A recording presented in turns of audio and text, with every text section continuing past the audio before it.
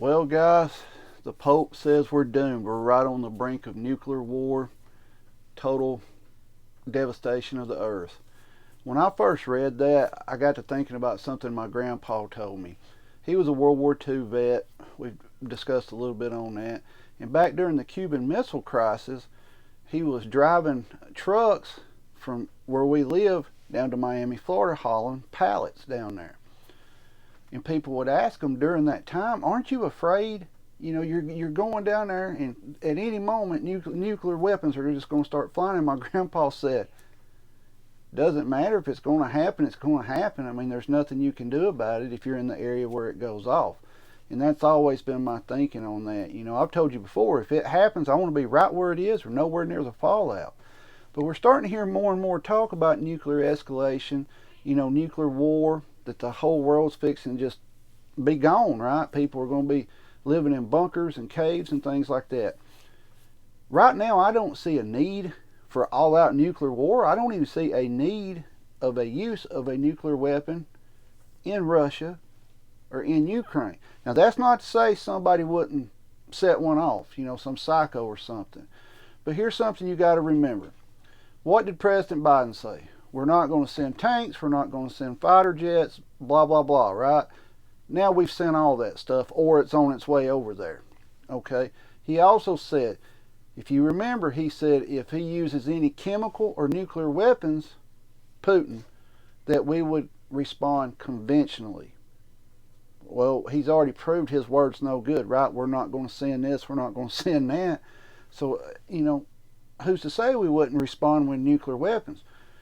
The Pope saying that, it has a lot of people, up on the edge of their seat because a lot of people listen to him, right?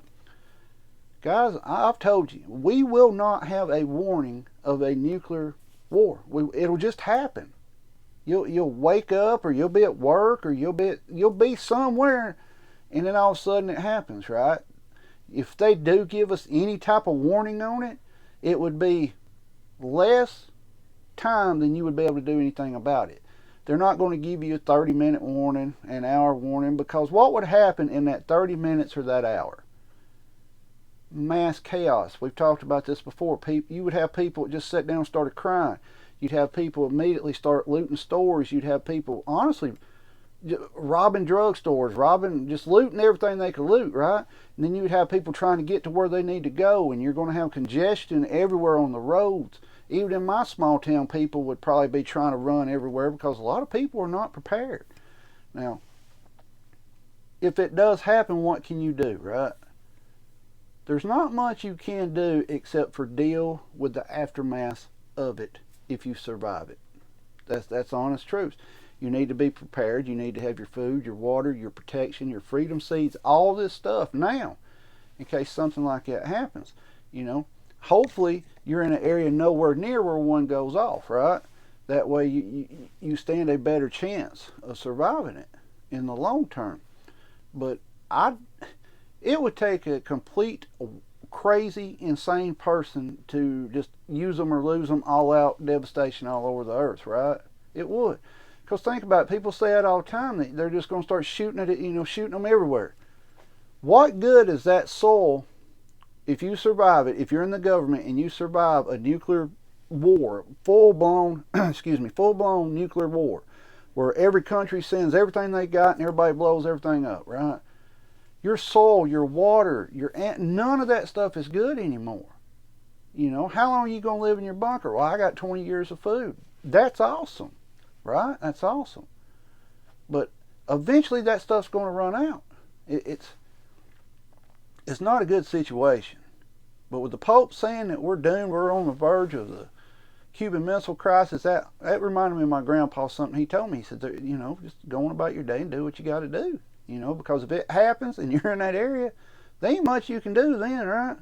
Like he always said, if you're in a bad situation and you can't get out of it, just hold on. That's what he would say. But I don't see a use for it, but I don't see a use for a lot of things that's going on right now in America or in the world in general. I don't see a use of a nuclear weapon needing to be used. Now, with all this stuff going on over in Russia and Ukraine, with Russia getting hit repeatedly, NATO's behind this. They are behind that. And you know, when I say NATO, I'm talking about the United States.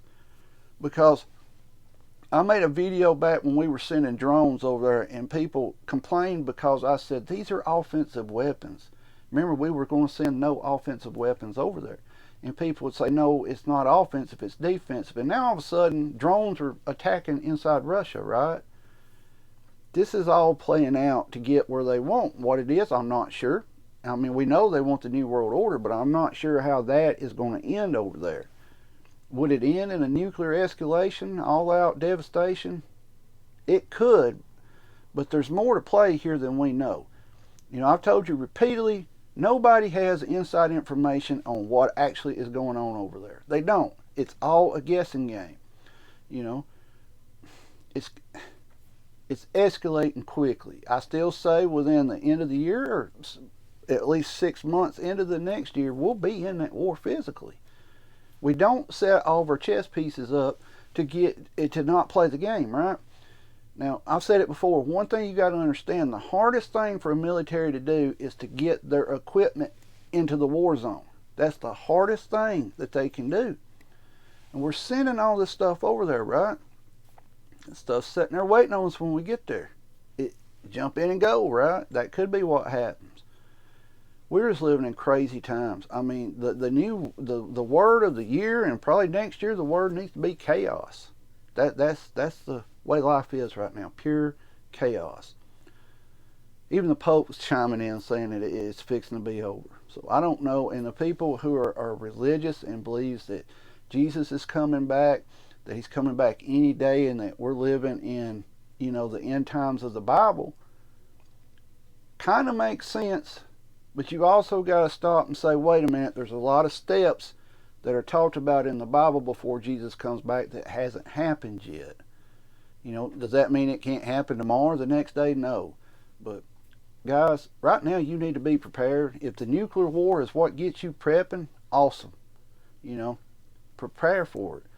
The main thing is you need to stay calm, never panic, and get through whatever's thrown at you. That's honest. I've told you, I want to be right where it goes off or nowhere near it if we was to ever be hit with a nuclear weapon. Guys, let me know your thoughts on this. Comment on this video. I know a lot of people won't watch it and a lot of people won't comment on it. But if you watch it, please leave a comment what you think is happening here. Are we in the end times? Are we seriously, every country going to launch all their nukes at once? Are we going to see a nuclear weapon used within the next year? Comment, let me know. Keep your head on a swivel. Be aware of your surroundings at all times. Protect yourself and your family at all times. At that moment, you're the only person that can do it. Stay safe. Keep prepping. If you haven't started prepping, please start prepping, because it's only going to get more expensive and stuff's going to get harder to find. Stay safe.